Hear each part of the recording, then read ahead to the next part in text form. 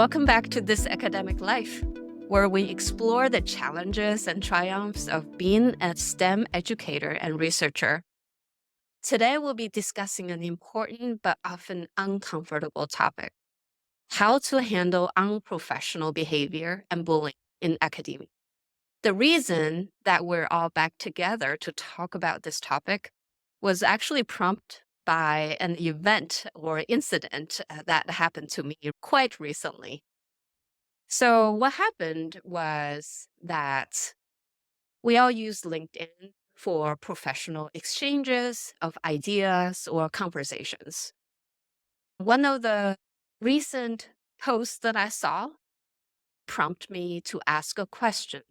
And the question is more related to a program that I thought was already eliminated, but now seems like it was coming back at this institution. So, with that question that I post as a comment, as a genuine question, I got personally attacked the next morning when I came to work. An email was sent. This email says, I left the nastiest quote that this person had ever seen on LinkedIn, and included that I have yet to grow up. And it also said that I am the most despicable and selfish person. Without even knowing what I had done, I certainly felt that I was personally attacked and being bullied. I was confused. I didn't know what was going on and why it resulted in such attack. So I thought it was good to start with that conversation today and talk about what is the difference between professional disagreement and personal attacks. And then also talk about how we can respond to these unprofessional attacks that's happening in academic world. Pania, you may also have experienced or have seen such similar stories. Yeah. Hi, Lucy. Hi, our wonderful audiences. We didn't think that we will be back this soon, but I guess we've been forced. This is the place that we wanted from the beginning to be a voice for others. Back to your question, I don't think that I'm the only one who has experienced it. If we talked with people in academia, most people, they have experienced being bullied in academia. And yes, within the last couple of months, I feel that I've been personally targeted and being attacked for various reasons. You started talking and sharing about your own experience. It brought my raw emotions out of me. I think that maybe one thing it's important to mention that strong disagreement and bullying are not the same, because you can have a very respectful conversation with your colleagues and your bosses, your managers, and your students without being disrespectful. It seems that you had a very genuine comment and there were some misunderstanding. I don't know what was the reason, what triggered that person to send you that message. But to me, there is a very clear distinction between personal attack and being bullied. And also, I think there is another thing that sometimes people, they really target somebody. They go after specific people. And in my case, I felt that it was very targeted. And it's been, I guess, supported by the evidence and also by observation of other colleagues coming to me and sharing the same general feedback that they had, that they felt that I was the person making a presentation, and then a specific group of people within that event, they targeting me in a very unprofessional manner. That many people, they said that within the past 20 years or so being in academia, they've never observed something like that. Wow. It's probably worse than what I experienced, because my at least came in the form of private space. Like I said, I think he probably blocked me. He wrote me an email. And yours sounds like it was happened in public space, and then there were witnesses that had been there. So make it even worse, I think, because in the moment, most people that, like someone like me, I will probably didn't know how to respond, because it's shocking and so sudden. and mentally you're not prepared for that kind of behavior.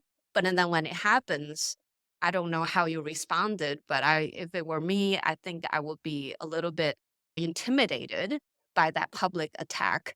And then you look back maybe at the end of the day, or maybe a second day, or even a few weeks later, you still think about it because it had such a personal side to it. You reflect a little bit and you say, when they attacked you, it was on the issue itself. It's more like a personal attack. So I think a lot of that kind of only time as you spend a little bit more time to absorb it. So this is one thing I noticed. When I first got that email, I didn't know what to respond. I was trying to make sense of it. I'm like, where is it all coming from? Like, why?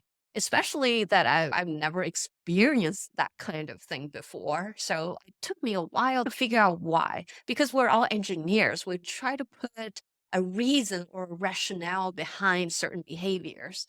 And I tell you, I spend hours and trying to think and try to find a reason why someone behaves like that. I think I know the reason because I've been through this and I've been spending a lot of time about the why part. Why?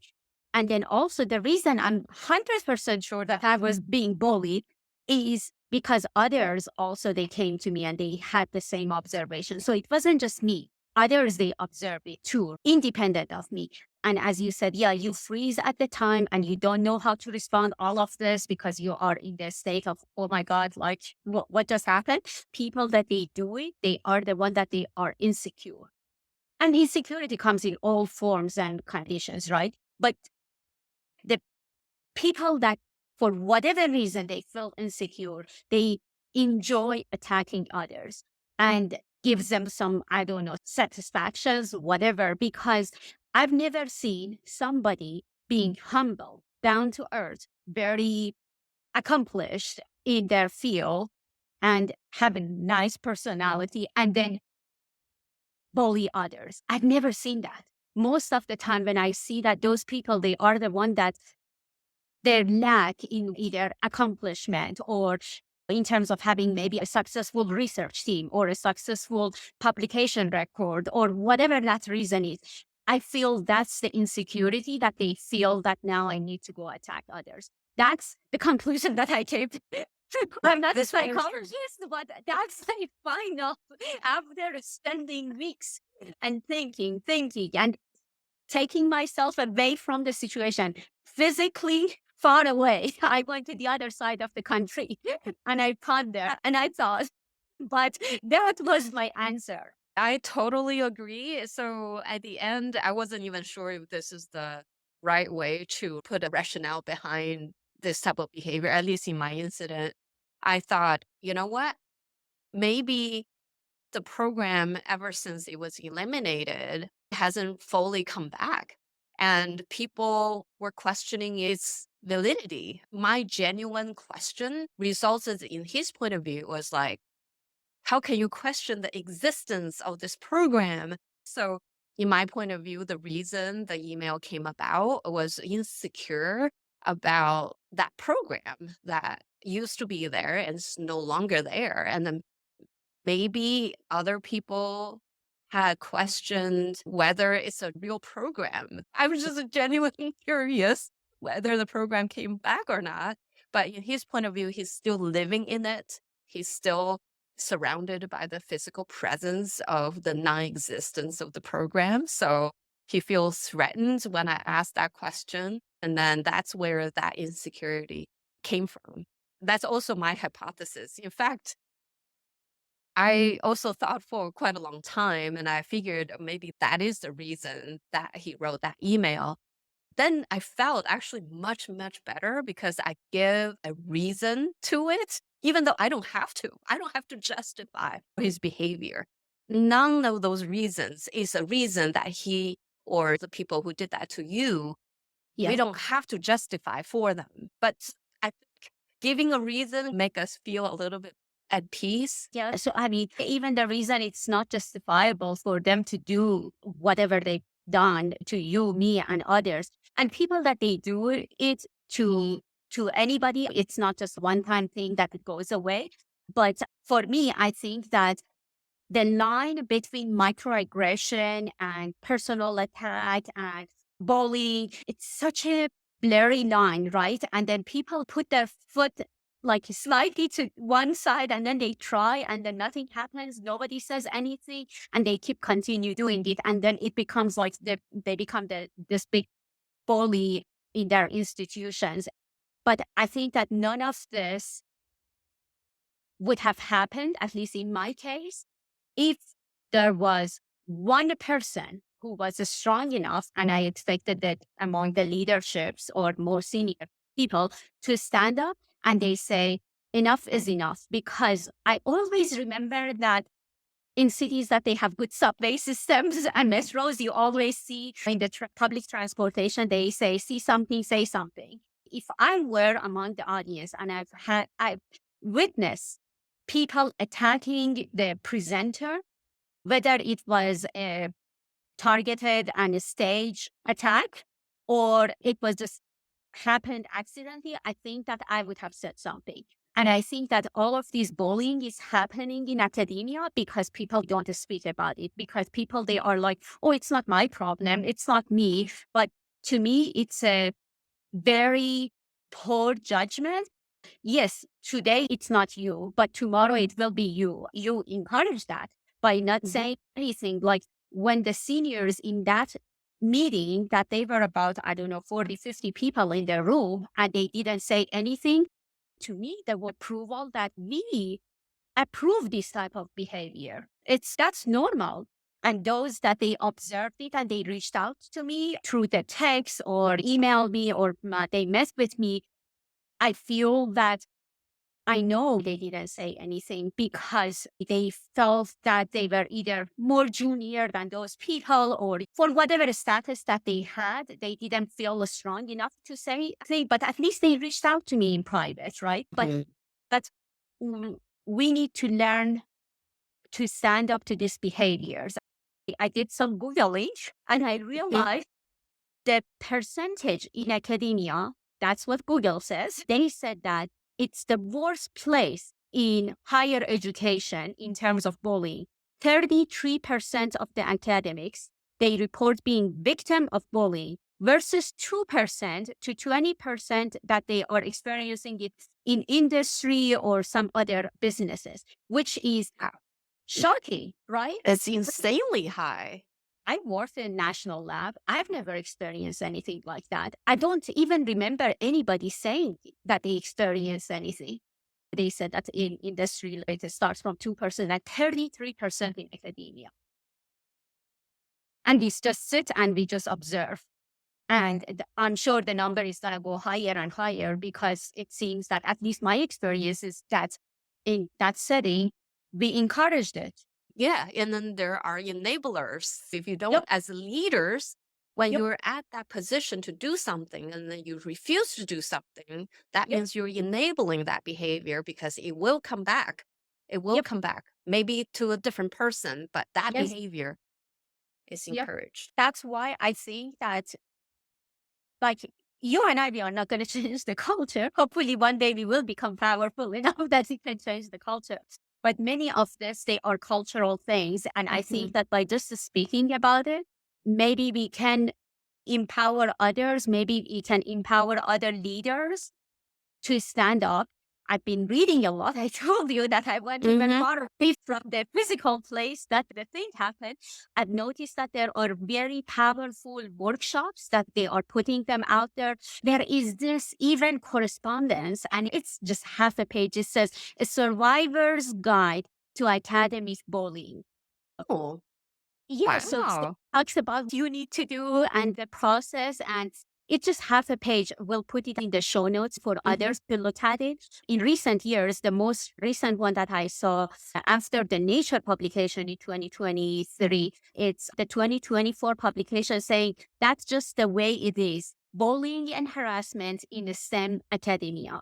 So they talk about it's just like a norm and like we are just fueling it and we are not saying anything. And then it's just becoming, that's what it is. I grew up in this environment. You suck it up and you grow to it. Right. There are workshops and I wish, and I genuinely wish that good leaders they would start implementing those. Some of them, they are 120 minutes long workshop. Like, to me, it's BS if somebody says that I don't have 120 minutes to spare on learning how to become a better researcher, person, better leader. Yeah, you're leading your research group, you're leading your postdocs and graduate students and your own Yep. students. You're a leader as soon as you're in academia. So it doesn't matter that you have to be a full-time administrator or the dean or the provost or the president to be the leader, because it's never in our conscious. So we're not prepared for something like that to happen. But if we're equipped with tools, then next time when it happens, everybody will recognize it right away and would have a proper response to it.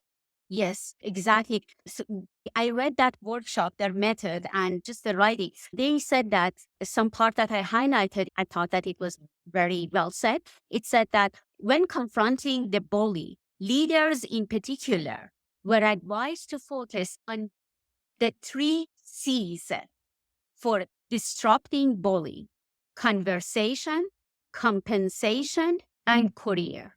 And then they talk about all of this.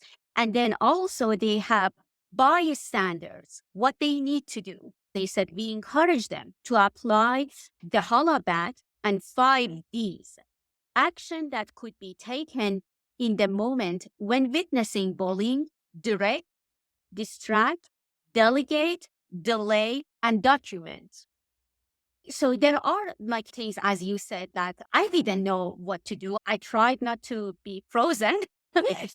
Like your brain doesn't function. It's just exactly the episode that we talked about microaggressions. At that time, you are just like, what just happened?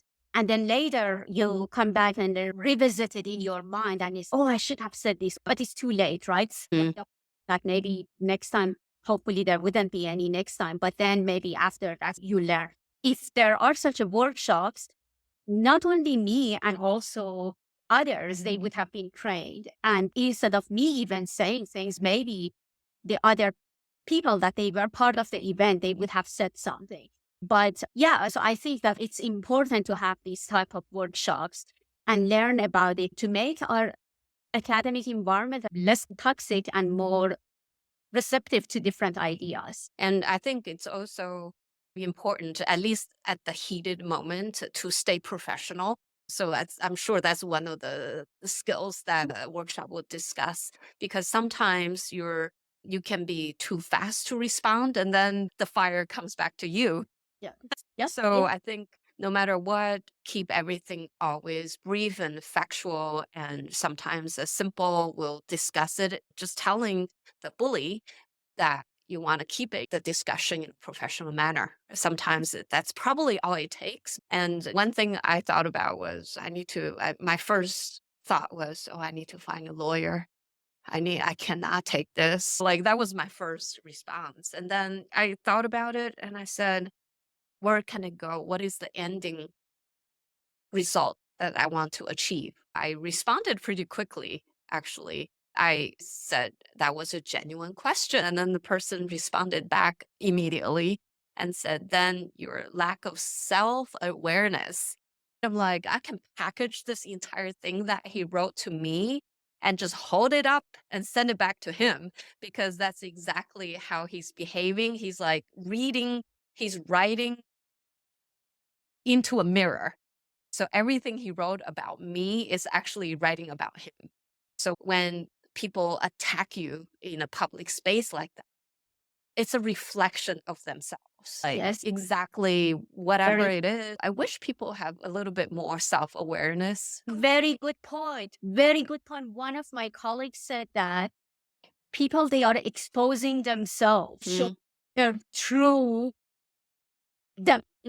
reality coming out of all of this, but they think, That's right. oh, I'm attacking. I'm like they think that, oh, I'm gonna show the whatever the speaker or that person who they are, who's in charge. But they don't Hmm. realize that there are other people in the room that they are observing this whole ball going back and forth Hmm. between the two, and then who's getting more exposed? The people that they started first. So, Absolutely. I think they put themselves in a circus, really, yep. and start showing all their flaws or deficiencies or insecurities and all. And sometimes it can backfire. I guess that's all I wanted to say. Is I'm sure that it was for you too. For many people, one of the documents, the survivors guideline, that don't ever think that you are a victim, you are the target. And so I don't like to think that I'm the victim of this bullying, but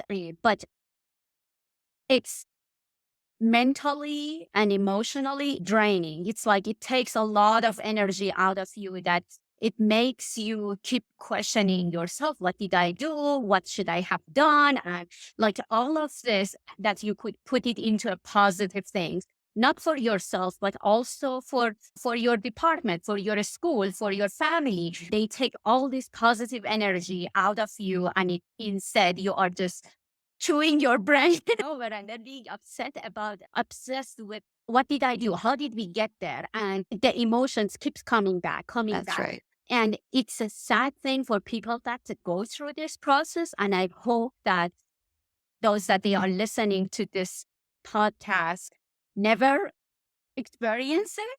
They do. Hopefully they are more prepared than you and I. And hopefully they realize that they are not alone.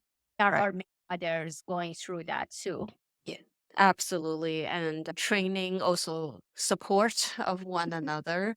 It can be a very lonely process, I think, because we face very unique aspect of things like bullying. But if you talk to more people and looking for support, you will notice that there are so many people just like us.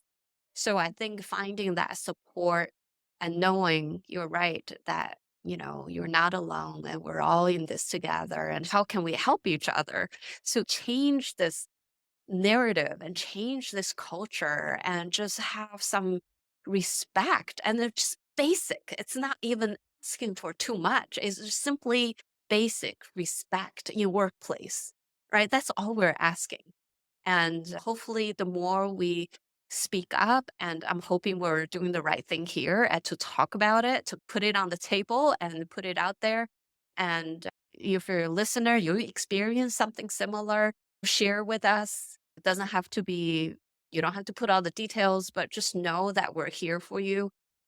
Thanks for joining us on This Academic Life. If you found this episode helpful, please share it with your colleagues and subscribe for more conversations on navigating academia. Until next time, stay curious, stay professional, and keep pushing boundaries respectfully.